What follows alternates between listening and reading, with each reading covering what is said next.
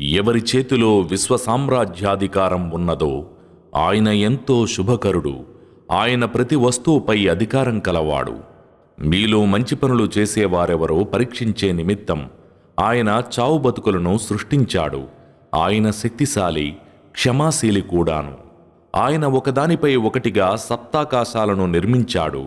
ఓ చూచేవాడా, నీవు కరుణామయను సృష్టి ప్రక్రియలో ఎలాంటి అస్తవ్యస్తతను కానలేవు. కావాలంటే మరోసారి దృష్టిని సారించి చూడు. నీకేమైనా లోపం కనిపిస్తోందా? మళ్ళీ మళ్ళీ దృష్టిని సారించు. నీ దృష్టి అలసి సొలసి విఫలమై నీ వైపు తిరిగి వస్తుంది. నిశ్చయంగా మేము సమీపంలో ఉన్న ఆకాశాన్ని దీపాలతో ముస్తాబు చేశాము. ఇంకా వాటిని శైతానులను తరిమికొట్టే సాధనాలుగా చేశాము. శైతానుల కొరకైతే మేము మండే నరకాగ్ని శిక్షను కూడా సిద్ధపరిచి ఉంచాము.